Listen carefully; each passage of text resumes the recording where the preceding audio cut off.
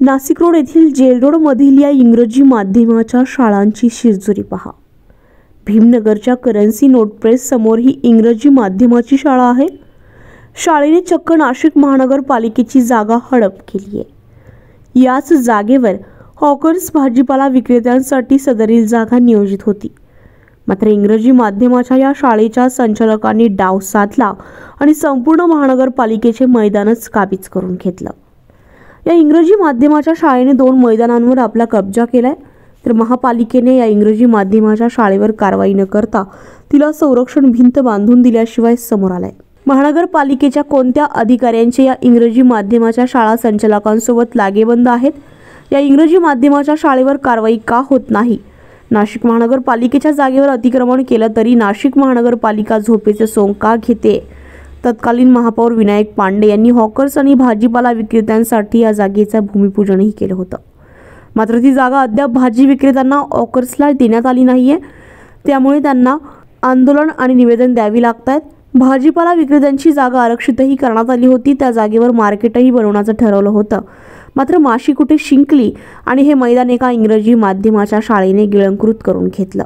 ही इंग्रजी माध्यमाची शाळा प्रायव्हेट आहे, मग नाशिक महानगरपालिकेने या शाळेला मैदान देऊन भाजी विक्रेते आणि हॉकर्सच्या तोंडातला घास ओढला आहे का असं म्हणावं लागेल। हॉकर्स भाजीवत विक्रेते जागा नाही म्हणून रस्त्यावर बसताय। महानगरपालिका अतिक्रमण कर्मचारी यांच्यावर कारवाई करते। महानगरपालिकेचे कर्मचारी भाजी विक्रेत्यांच्या मालाचे मोठे नुकसान करतायत। जर भाजीपाला विक्रेत्यांना त्यांच्या हक्काची जागा दिली तर विक्रेत्यांचं नुकसान होण्यापासून वाचेल। हा विचार नाशिक महानगरपालिकेने गांभीर्याने करायला हवा असं पीपल्स रिपब्लिकनचे नेते शशी उनवणे यांचे मत आहे। यासाठी शशी उनवणे, गणेश उनवणे यांचे सहकारी सातत्याने आंदोलन मोर्चे करून या जागेची मागणी करताय। मात्र झोपेचे सोंग घेतलेल्या नाशिक महानगरपालिकेला जाग कधी येईल याच प्रतीक्षेत आता हॉकर्स आणि भाजीपाला विक्रेते आहेत।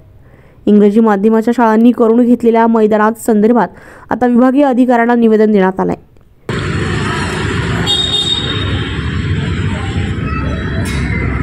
पीपल्स रिपब्लिकन पार्टीच्या वतीने आज नाशिक रोड महानगरपालिका विभागीय अधिकारी कार्यालय या ठिकाणी विभागीय अधिकारी माननीय उमावत मॅडम यांना आज पीपल्स रिपब्लिकनच्या वतीने निवेदन देण्यात आले।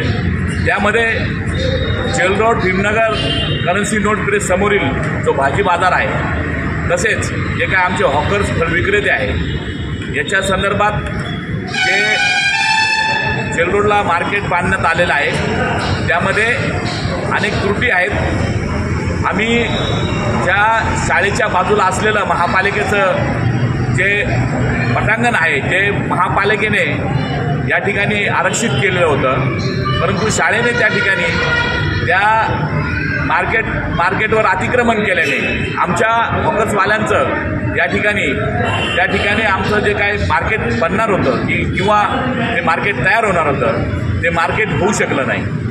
आणि ज्या जागेवर आम्हाला आमच्या सगळ्या लोकांचं नियोजन महापालिकेने केलं होतं त्या ठिकाणी जी महापालिकेने अनाधिकृत भिंत बांधून दिली शाळेला, त्याबद्दल आज निवेदन देण्यात आलं। माननीय विभागीय अधिकारी साहेबांना आम्ही विनंती केली की या मार्केटची जी काही भिंत आहे ती शाळेला बांधून दिल्यामुळं ह्या महानगरपालिकेने एक अभिनव प्रयोग असा म्हणून या ठिकाणी अशा कुठल्याही शाळेला महापालिका भिंत बांधून देता येते का महापालिकेला? तर तसला प्रकार या ठिकाणी झाल्याने आज हॉकर्सवाले रस्त्यावर बसलेले आहेत।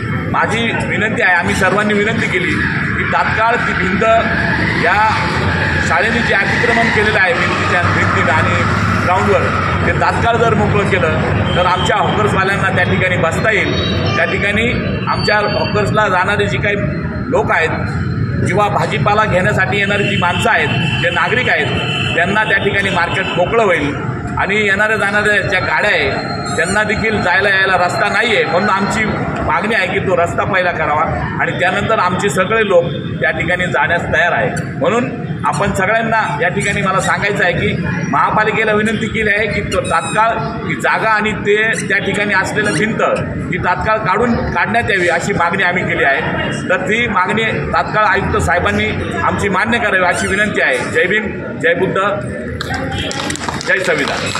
द हिंद न्यूजसाठी सतीश रुपवते, नाशिक।